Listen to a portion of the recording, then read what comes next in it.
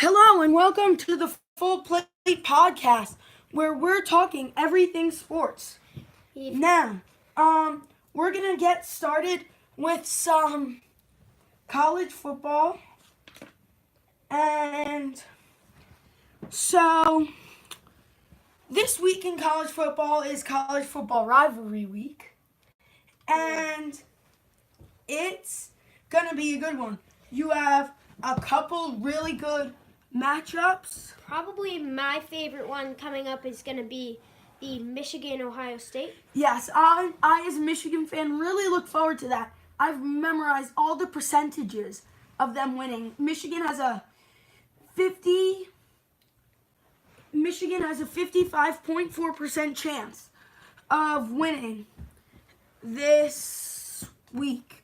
So Michigan has been just getting into that fourth spot and the last spot for the playoffs this year, as Ohio State, who in the beginning was very competitive with them, has kind of dropped down a bit. Now, I'm just going to recap a couple of rivals that already have clashed. And we got Ball State and Miami, Ohio. Ball State lost 42-21. Northern Illinois lost to Western Michigan. Air Force beat Colorado State. Mississippi State completely handled Ole Miss. And it literally just finished a couple of seconds ago. Number 14, Texas, who has been surprisingly good this year, tops out Kansas. Another really interesting game I'd like to see is the Georgia Tech one. I mean, Georgia just trying to keep the ball rolling. Yeah, Georgia, the next game they play will be against Alabama. So that's going to be a much tougher. That's a better game than this weekend against Georgia State. Georgia Tech. This week, I believe Army's playing Navy, correct? Yes, Army's playing Navy in the Armed Forces Bowl, I believe it's called. Yes. That's always exciting. Army has won the last 2 years. And over the summer, I went to a swimming sleepaway camp. Yeah. And it was run by Army. It was at the Army campus. And the first sign I saw was, "Go Army, beat Navy again." It's so competitive in that school, and you never get like a day off to stop thinking about beating Navy. Yeah, I was at an Army game actually a couple years ago. It was actually I think it was 1 or 2 weeks before their game against Navy. Everyone was really excited for that, but the game was against Louisville. It's a great game. I believe they beat Louisville in that game. Was that Louisville with or without Lamar Jackson? Because when you take away and substitute the Lamar Jackson element, it was without. That was, I believe. Well, it would have been this year. What? So I think it was with Lamar Jackson. It wasn't this year. It was last year. It was like 'cause last year years ago, actually. I think that was Lamar Jackson as a freshman. So I'm not sure about that. If Lamar Jackson was playing that game. The Big Ten West leaders, Northwestern, plays Illinois, and that should be a blowout. But going in to the game, if Northwestern somehow loses to Illinois, what's to expect? Because the winner of Ohio State, Michigan. So Northwestern either gets Ohio State or Michigan, both big Titan teams.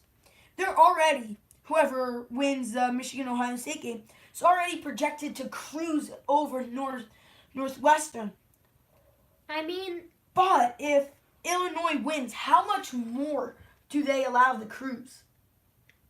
I mean, I think it's a big difference because when you're a team going unranked, that really gives your opponent the confidence factor. And I mean, especially for teams like Michigan and Ohio State that are both top 10 ranked And, every year they've been consistently ranked teams, although Ohio State more so than Michigan. But, both very consistently high ranked teams, and that's really going to get to Illinois.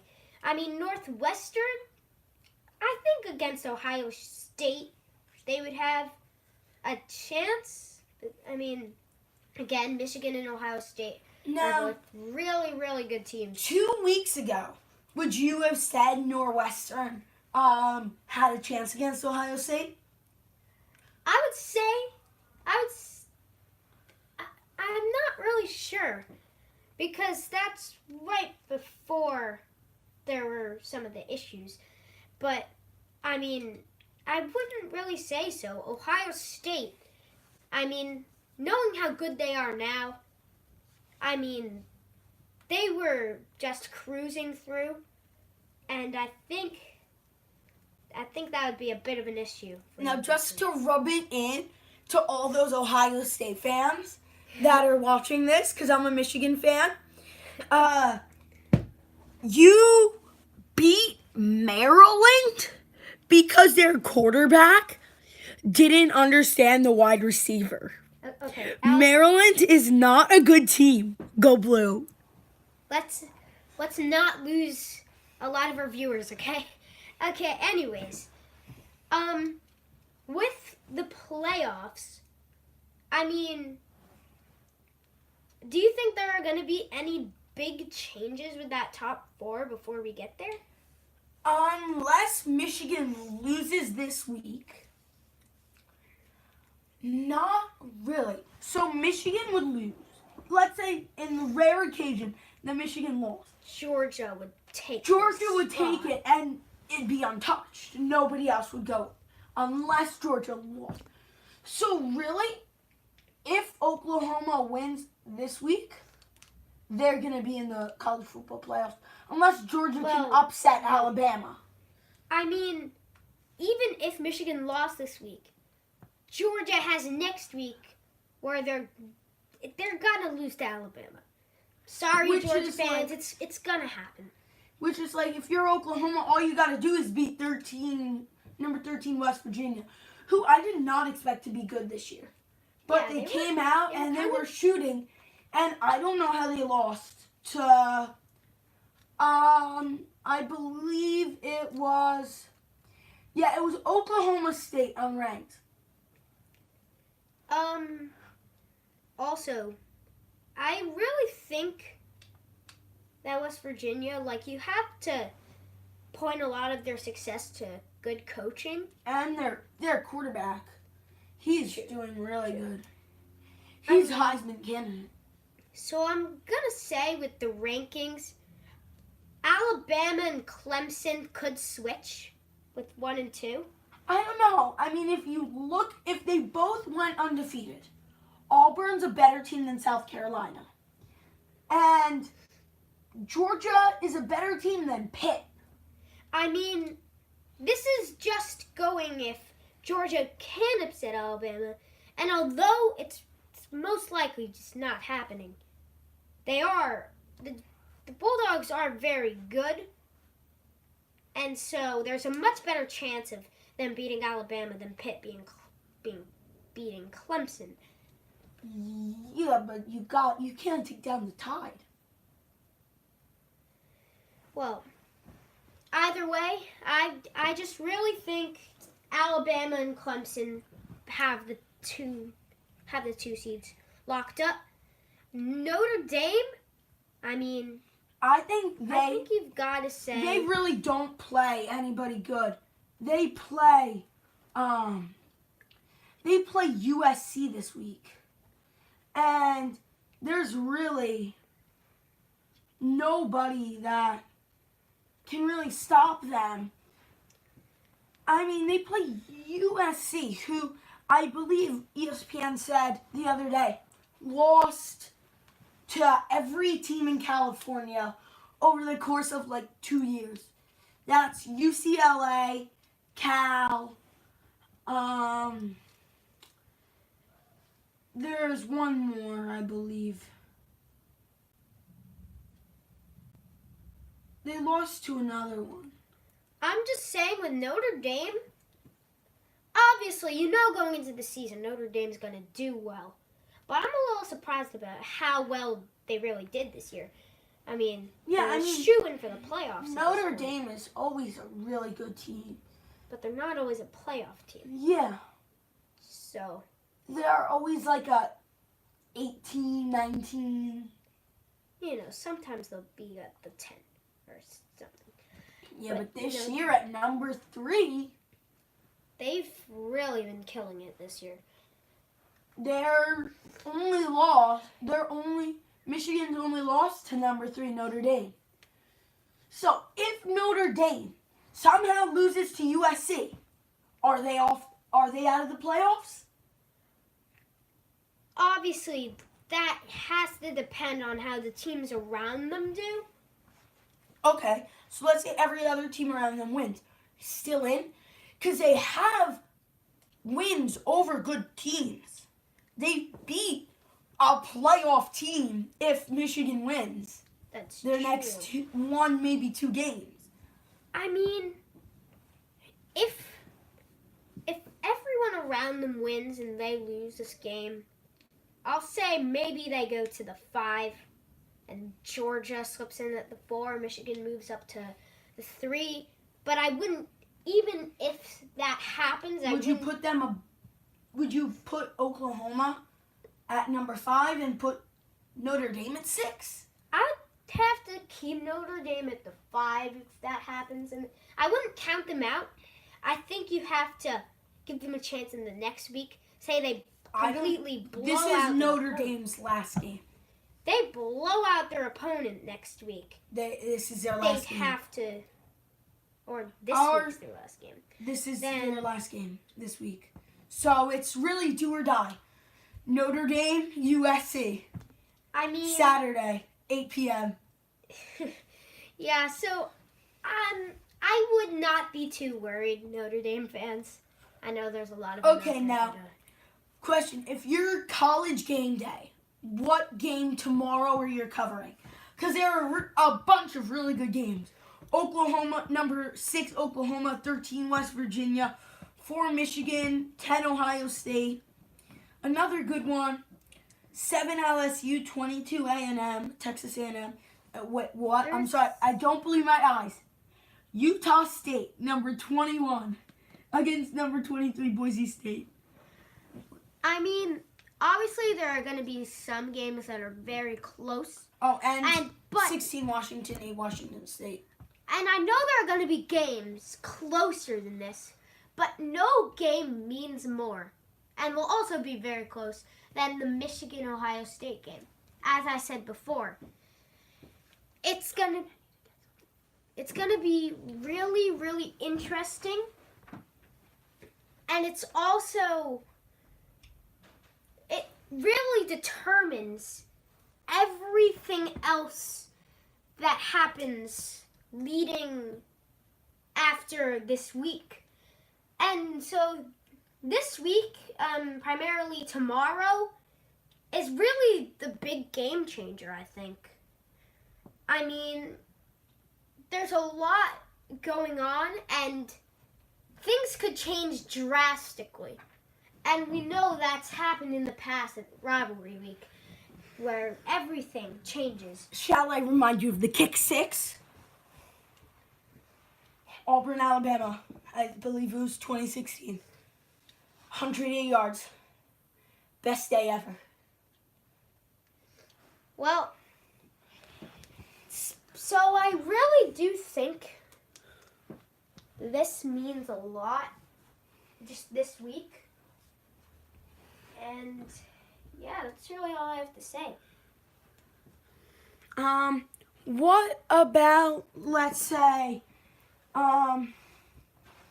next week, if, let's say, Michigan was going to win against Northwestern, is that a watch for you? Would you watch that? Like, what game next week would you watch? Alabama, Georgia, for sure.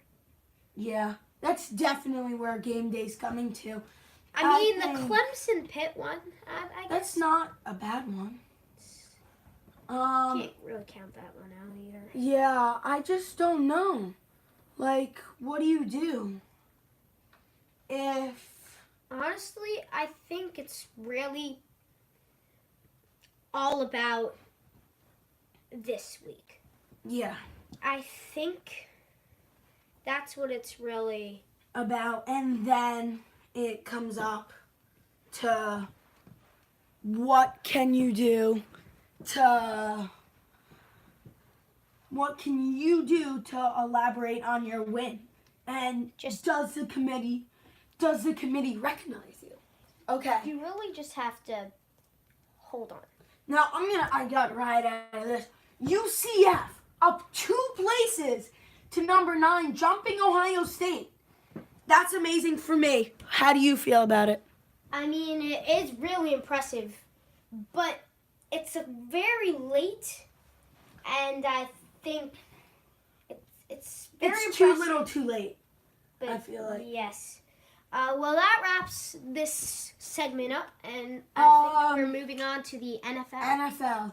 NFL. Turkey Day. Football games. Thanksgiving football games. The best one was definitely Bears-Lions. That one came down to the wire. The Lions were driving. It was, I believe, 2nd and goal. Matt Stafford throws a pick in the end zone.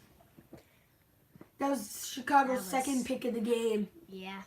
You know, Falcons Saints, the very beginning, that was interesting. It was like turnover after turnover. But the Saints just ran away with it. So, to Bears and Lions, like, the Lions were good. It was tied 16-16. And then there's something I like to call the Bears' defense took over. It was 16-16. Bears' defense comes up with a pick 6 to give the Bears the lead. That was Mac that got that, right? No, it was not. It was a pick 6. And what ended up happening is there's a pick 6 giving them the lead, and then an interception in the end zone to essentially end the game. Yeah, that really, the Lions, that was a heartbreaker for them.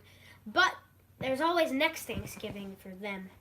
And another one that I really thought was a really interesting game was Cowboys-Redskins. That was good up until like halfway through the 3rd quarter, and then the Cowboys ran away with it. But now, you're going to learn by listening to this. I hate the NFC East. It is a wasted division. The way the NFL playoffs work makes this division so wasted that I don't even know why they have that division. Because it's not a good division. The best team is 6-4. The best wild card team, which is the Carolina Panthers, are 6-4.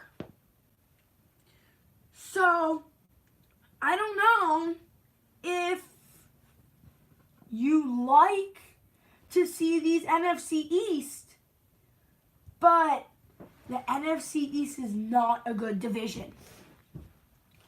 I mean, I think it's not a good division. I'm a Giants fan personally. I can tell you, Tough year. I can tell you this: it's not a good division, but it's an entertaining one. What's a lesser division? It's a very close division. The in-division games are good, but when you drop out of your division, you're not winning games because your division is so bad. Yeah, I can't really argue with that. What division is worse than the NFC East? Well, every division goes through this kind of stage. I mean, you could point to in baseball the NL East, which only had one remotely good team this year. Which were the Braves. And the Phillies stuck through it. But, I mean, Phillies were okay. they were, like, out of the wild card by, like, what, 2 games? 2.5 games? Something like that. I just know that's a wasted division as well. I mean, I would call the AFC East. Man, what is up with these East divisions? NFL, if you're listening to this, please rework how you either make playoffs or write divisions. Because the AFC East, other than the Patriots, you have the Patriots, you have the Patriots, the Jets, the Dolphins, and the Bills. You know what? The next team is what? The Dolphins. You know what I really want to talk about was last week, the Rams-Chiefs game. That was an awesome game. That is football. That's football right It's there. really not football, though. It's too high scoring. Like, That's it's offense. It's offense, yeah. And the thing is, the Rams defense, which, you know, is on my fantasy team, so I did really bad. It's a really good defense. That's the thing. One of the best in the NFL, but the Chiefs' offense is just so explosive with Patrick And so Mahomes, good. Travis Kelce, you know? It's a really, really good team offensively. And the Rams were just able to pull out Todd Gurley. He's an MVP candidate. Patrick Mahomes is obviously as well. And if we're talking NFL MVP, I'm gonna have to say I personally narrow it down to 3 candidates: Todd Gurley, Patrick Mahomes, and Drew Brees. Oh, yeah. I don't know about Todd Gurley, though. Like, the Rams are good because they have Jared Goff, not because they have Todd Gurley. Todd Gurley can run. He's good. But that's not why the Rams are winning. The Chiefs are winning because Patrick Mahomes threw for like almost 500 yards, 478 yards, and 6 touchdowns. And that was in a losing record. And I was losing. But let's not forget, he threw 3 picks. Yeah, which puts touchdown to interception ratio, which is the stat they should be looking for when choosing MVP. If you're between quarterbacks, Well, that's a 2-to-1 ratio on the game, which isn't necessarily what you want. but it's not terrible. Obviously, because 3 interceptions is so much, but 6 touchdowns is Like, that's a lot. if it came down to Patrick Mahomes and Drew Brees, this MVP race, it would be based on how they did against certain defenses. And the defenses that it would be based on: I mean, Rams, Bears, probably. Let's see. Who am I thinking? if they play Jaguars week 1. Oh, Jaguars, yeah. If they play the Jaguars week 1, maybe, I don't know. Yeah, Jaguars, Rams, Bears, that kind of thing. But it would only be the Jaguars if they played them week 1. What do you mean, just a week 1? Like, the Jaguars really were only good in week 1. Against the Giants? I was actually at that game. The defense wasn't that great. Yeah, but that's before all their issues. Like, the Jaguars hate Blake Bortles now. So now you have to find a new quarterback who doesn't want to just be consistently put down by all of his teammates. And you got to find a new quarterback. Your defense, the Jaguars' defense would be good if the NFL lets you be physical. You can't put your hands on the receivers anymore. That's true. Its defense isn't. It's not what it different. used to be, It's which not- is why you're getting 51, 54 games. Yeah. So I think if you take it down there, Mahomes has to be my MVP pick. Yeah, because what good defenses have the Chiefs played? The Rams. He They- put 51 they points played upon the the Rams. A pretty good no, they played the Falcons in preseason. The Steelers defense, which was pretty good, So, put up 42 points against them. I mean, I guess one could argue the Patriots defense. Yeah, but he didn't play the Patriots. They Oh, have- yes, he did. He lost to the Patriots. Which, like, your losses, it's not, you don't want to compare those. I do like how the Browns, I love the Browns now because I'm a bandwagon. Browns have, what, 3 wins? 3 wins. They're not getting the number 1 overall pick this year. I'm not sure if that's necessarily a good thing for them. I don't know. Really, I mean, I guess this they do builds need up a your solid fandom. wide receiver, though. The Browns finally have a fan base. They finally have a quarterback until he gets arrested because he did something stupid. Yeah, so anyways, about the NFC East, as I said earlier, I'm a Giants fan, and there has been one bright spot. Saquon Barkley. He is the future of the NFL. And Amari Cooper. Like, if you're talking about the NFC East as a whole, you have Amari Cooper, who I believe was 3 games ago, went into the Cowboys. And if you do Yahoo Fantasy Leagues, you probably know this, but as in a Yahoo Fantasy, you could, Amari Cooper would have scored you 34 points on a Yahoo League, and on an ESPN League, he would have gotten you a lot of points as well.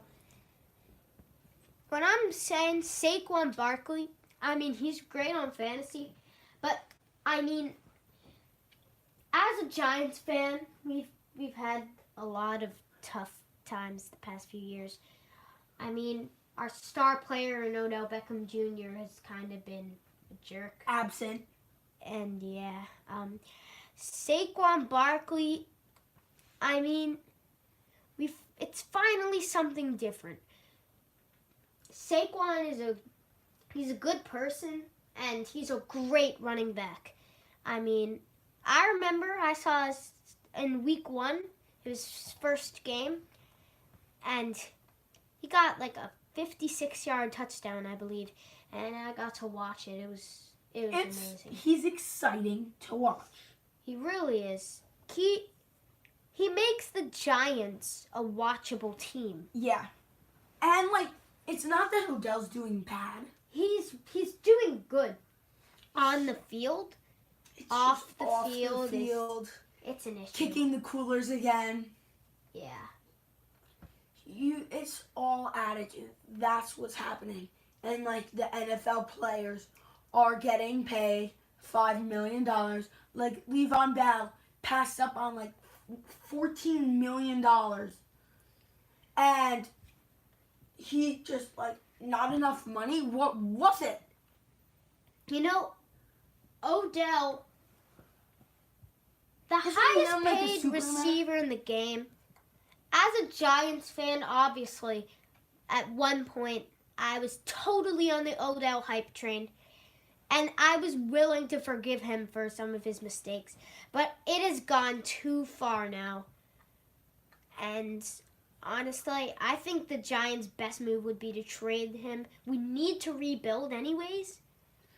An The Odell team that- trade is the the team- best option. The 2 teams that need to rebuild their chemistry the most is Jacksonville and Pittsburgh. Those teams have so many issues. With Le'Veon Bell not showing up, and Antonio Brown, I don't think, is happy. The entire Jacksonville team hates Blake Bortles, Leonard Fournette's barely played this year.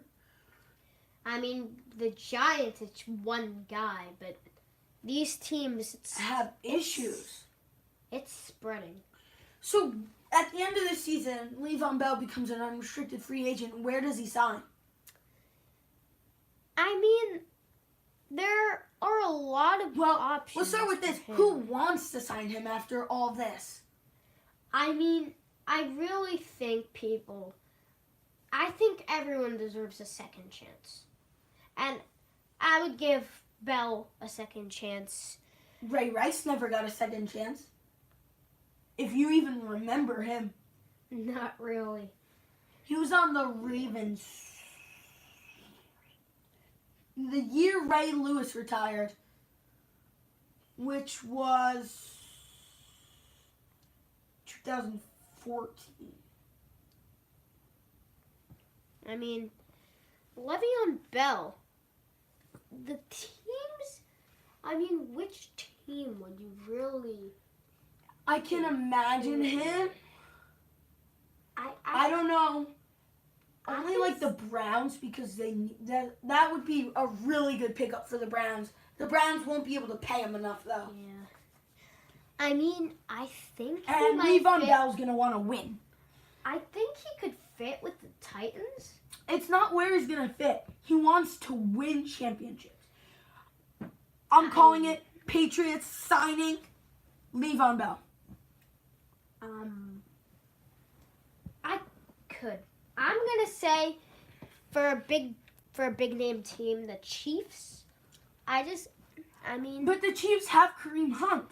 Yes, They don't need a running back. They don't need a running back, but it's not always about if you need it or not. I mean, Kareem Hunt is a good, solid running back, but he's not a Pro Bowl running back like Bell. And, I mean, Hunt they could trade him for a nice pickup on the defensive side of things, because that's what they could really use. And then they signed Bell. I think that could really work. But anyways, let's wrap this up. And let's go to the NBA. This was reported by ESPN. Warriors point guard Steph Curry was involved in a multi-car crash. Thankfully, he is okay. So, other than the injury he suffered a couple of days ago in the NBA, he'll be okay. Okay. The NBA is kind of messed up. All these teams are cutting players and everything. The big one, Carmelo Anthony, Was cut from the Rockets. Oh my God. And I'm a Knicks fan. Melo has always been my favorite player. I'm able to stick with him, but it looks like the end of the line for him. okay, so now if Carmelo refuses to retire after all this happens, he wants to go back to the Knicks. You, as a Knicks fan, will you take him back? I would. Do you think he should retire? I mean, not necessarily. I think he has to try this year, and I think the Lakers is the team that he has to go to. The team that's 500. Not. Yeah. I mean, with Melo, The Lakers are not a good team. I mean, they're like a decent team. They're 10-7. They're like, I think they won by 4 to the worst team in the league. I think the Lakers are just... I think they're just going through a slump right now. And I really believe they could make some sort of playoff run. Obviously, no way they beat Golden State. No way they make it past the first round. I think they could. No way they make it past the second round. Who would they play in the first round? If best case scenario they got a 7 seed, who would they play? The 2 seed, which would be what? The Rockets? Are they going to seriously beat the Rockets? Rockets, Timberwolves. I mean, what if the Lakers make it to the 5 seed or 6 seed? Okay. And then they play what? The Jazz? The Jazz, who's really good. They could beat the... Oh, wait, no, the Jazz is not good. I'm sorry. the they're Kings, 2 games under. They're really close to the Kings. honestly, I think the Lakers. We just have to give them time. If the season ended today, which it doesn't, obviously, the Lakers would be the 7th seed. They would play. They'd be playing the 2 seed Trailblazers. Now this is what amazes me. The Warriors have the 5th best win percentage in the Western Conference. The Grizzlies have the best. Yeah, the NBA currently is very mixed up. But that's only, I think, because it's too early in the season. Yeah, I agree. Everything's going to even out. But with Melo, I think the thing is, going to the Lakers, what he needs to know is that everything can't be a guaranteed win. I mean, with the Knicks, obviously, he wanted to lead a team. Which he was doing. I don't know why he left. If he didn't leave, he would still be a Knicks player, and he'd be really almost the star of the Knicks. Because Kristaps is hurt. It's the media. The media for the Knicks is brutal. I would know. That's the issue. Is these New York City teams, it's win or die. It's do or die. They can't be in the middle. They're either doing amazing or they're bad. The fans don't forgive them. When a player does something wrong, and if a player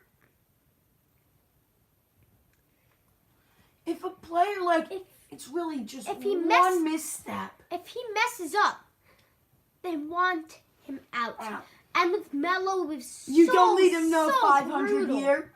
Get out. I mean, Melo, I liked him with the Knicks a lot. He was my favorite player to watch. And he was being a leader. And people say he's too much of a ball hog. I mean, he has an ISO play style. But in recent years, he had been learning to pass the ball and share the team. The only issue with Carmelo is his ego, in a sense. I'm not saying his ego is bad. It's just too big. He's gotten worse, and his ego has gotten bigger. I wouldn't really say that necessarily. I mean, he's just trying to force his way into these good teams. He's trying to start on the Rockets. I just think with Melo, you're paying big money for a player who's since he stopped being, Melo, he's been trying to go on winning teams.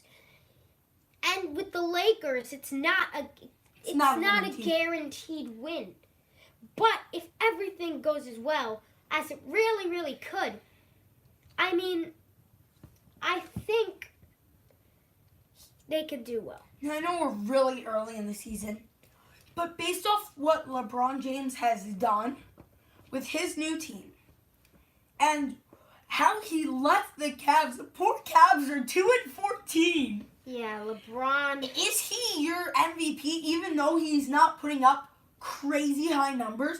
Is he your MVP because of how the Cavs are right now? No, it's not happening. I mean, it depends who I've got. It depends. Are you talking about if the season ends today? No, overall, what do you think? What do you think's gonna happen? Honestly, I think the MVP. I think Kyrie's gonna come up. I mean, he hasn't yet, but I think it's gonna happen.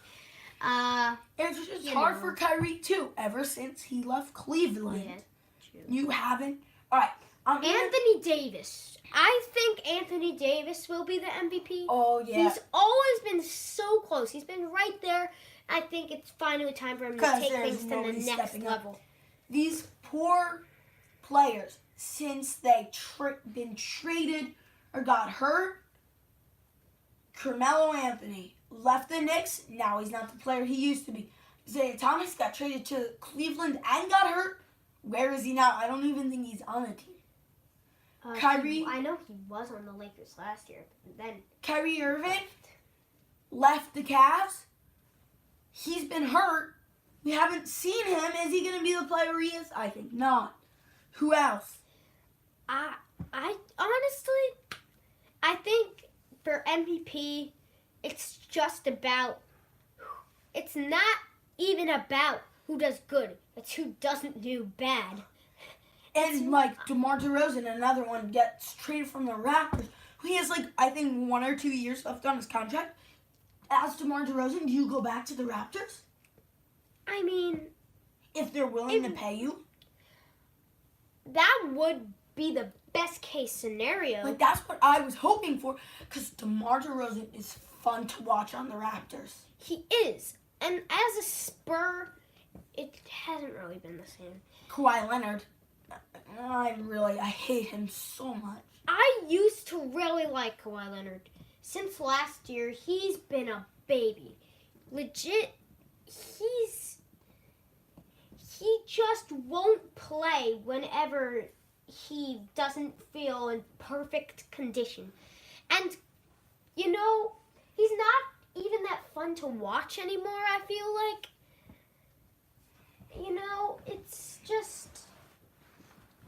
It just hasn't been that interesting.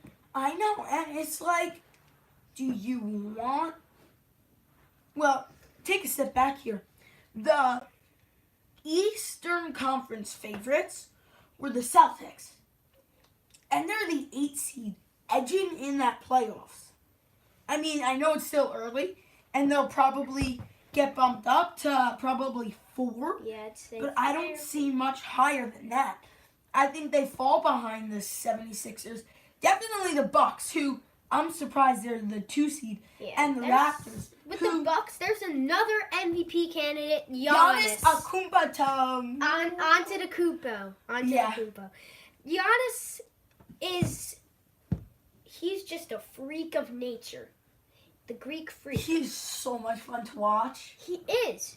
I mean, his play style, the way he dunks and everything, kind of reminds me of Michael Jordan. The way he is in transition. Yeah. The way he dunks, I feel like when I watch his highlights, I can imagine a younger version of Michael Jordan, because he kind of goes through the same poses. And I think he's a lot like Kevin Durant when he was younger.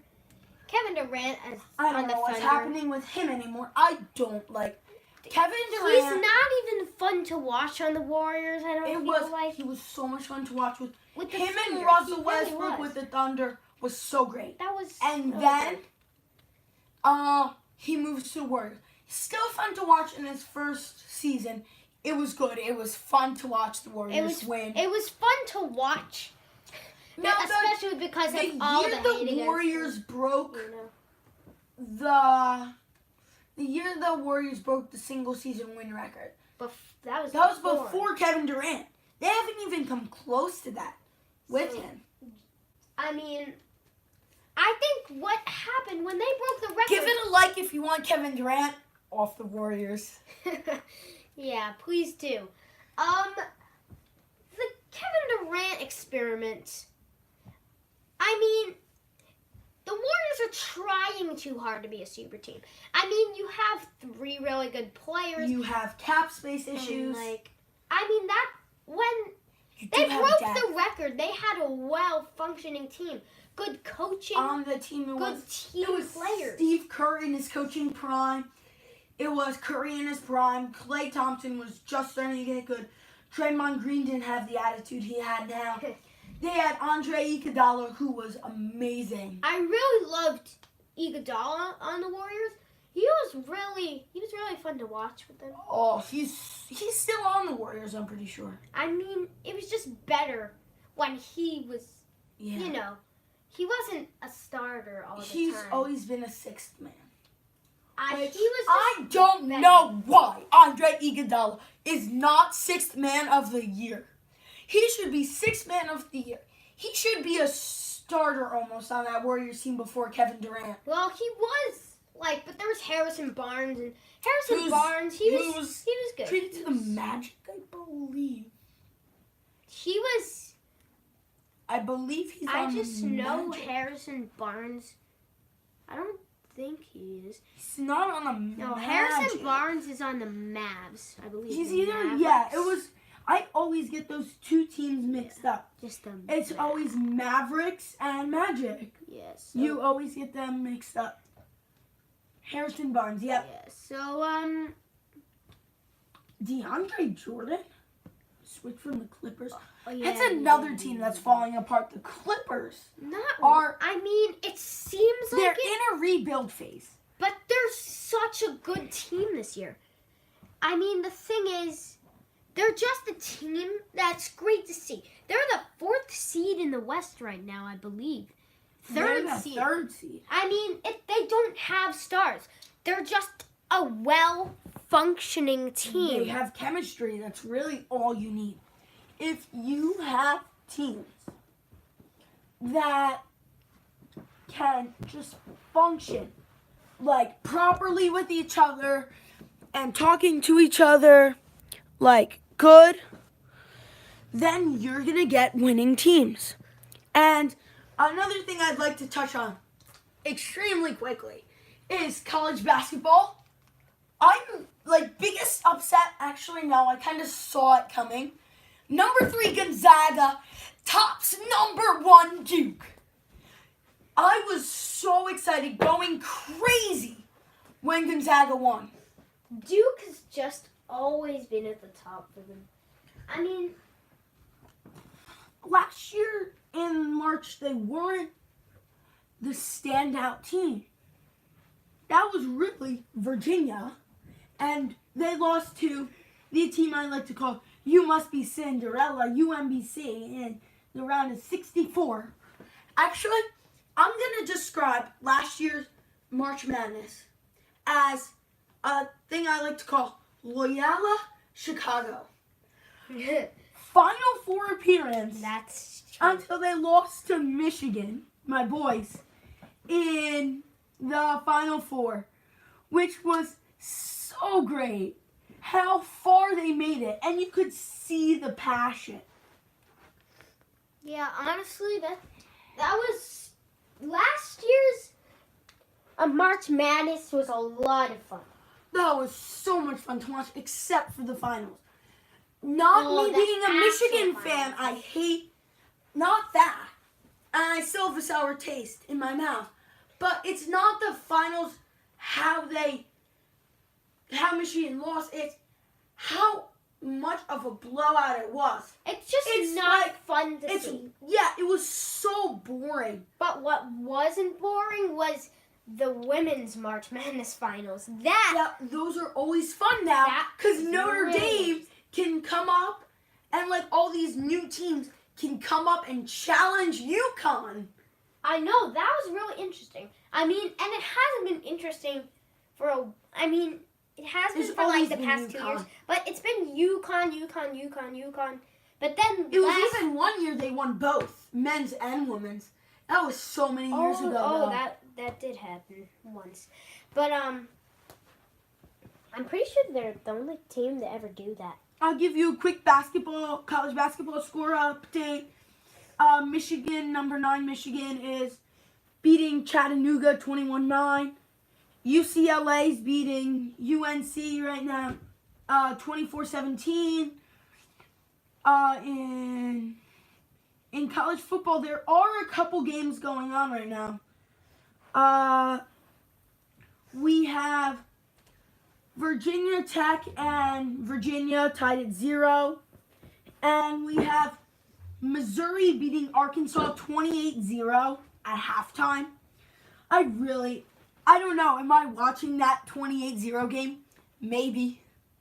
Honestly, I always enjoy college football blowouts. Let's move on to the MLB and specifically their awards. The awards, I know it's a little late, It is. but I don't know. I mean, like that, and as a Mets fan, we like that NL Cy Young Award going to Jacob deGrom. He really deserves As a it. Yankees fan, I am absolutely triggered. The Rookie of the Year, Shohei Ohtani, Who didn't even play half of the game. I mean, he did not deserve it. He just has They said he a won. strong media boost. They say he won on a made-up stat. It was wins when he's not in the game. Which, he wasn't in the game ever.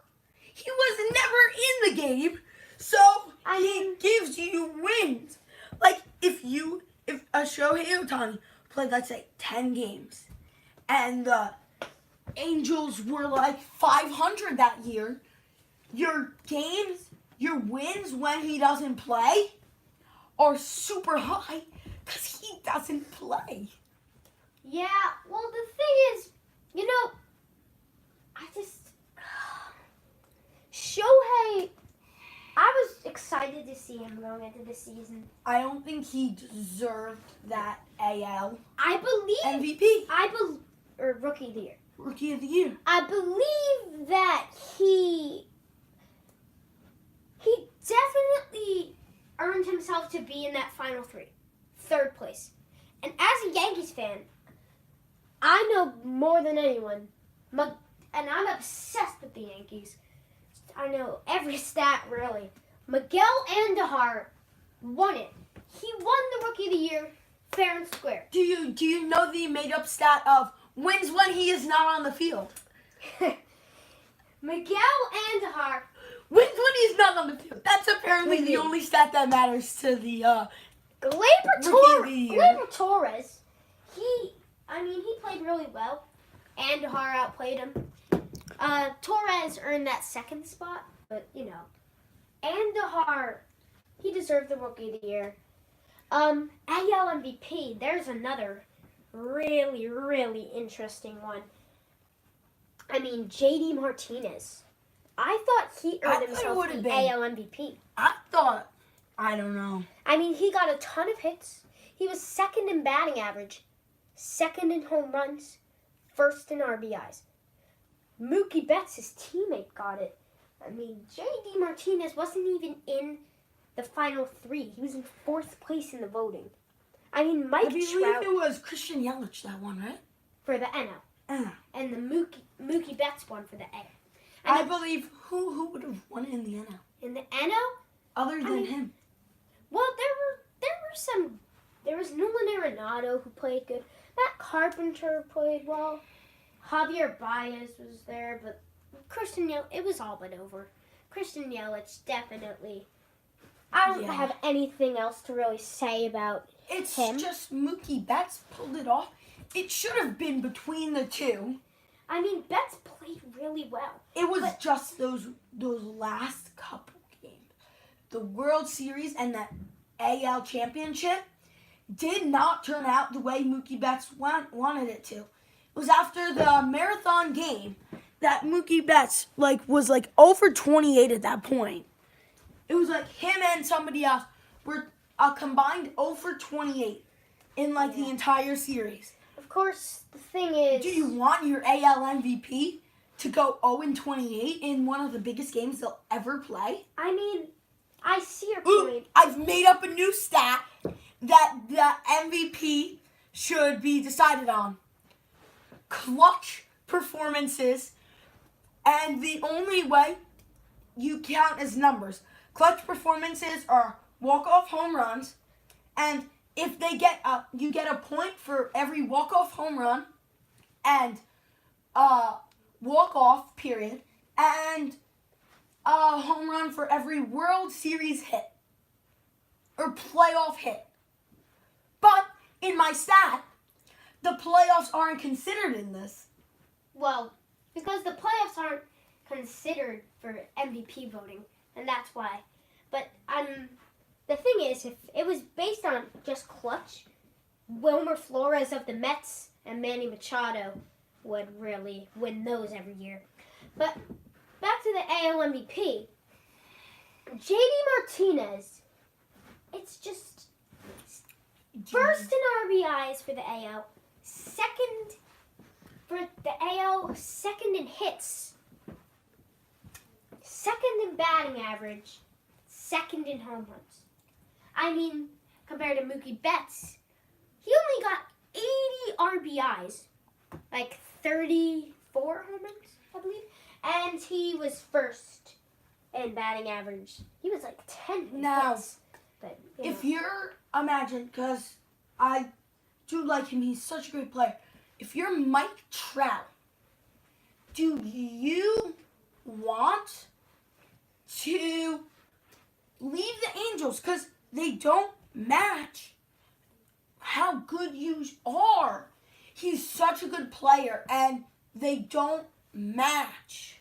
I mean, He should be on a better team. And does a team resign Manny Machado? Manny Machado, that's a really interesting one. Obviously, it's between mostly, I'd have to say it's between the Phillies and the Yankees. They could both fit him into the team. And, they have the money. Yeah, but if you're those teams, do you want to deal with those character issues? I mean, personally, I really like Manny Machado as a player. And Do you like him on a team that I like Manny Machado? Not like I like him on a mediocre average team because then his head doesn't inflate and he won't have an issue of this big-headedness and not Honestly- trying in the World Series. honestly, I think with Manny Machado, everything came out way worse than he really meant it to. I mean, when he says, you can't expect me to be Johnny Hustle, what our take from that is a lot of people believe that really means, he's not going to hustle out on the field, ever. And he's going to be, really sassy about it, he doesn't need to. He's a great player or whatever. That's what he's saying. But honestly, I think he's just saying you can't expect everyone to give 110%, 100% But of you the time. can. And you're paid so much money to do that. You're paid to give everybody 100%, 110%, 100% of the time. I just think this is a one-time thing, too. And if you can't keep that up, then why are you playing in the league? I just think this is a one-time thing, really. Obviously, it's not good to hear this happening. But, I mean, we really, again, like I said earlier, everyone deserves a second chance. And the 2019 MLB season, I think I'm really hyping up Manny Machado for this year. I think he's going to really do well, clean up his act, and, that really wraps it up. All right. That's going to do it for us today. This was your hour of Full Plate Sports Podcast, hosted by Alex and Anthony. And we will see you next week. Make sure to tune in. We will be talking more college football, NFL, baseball, basketball. We do it all. Possibly more. It's Full Plate Sports here on YouTube.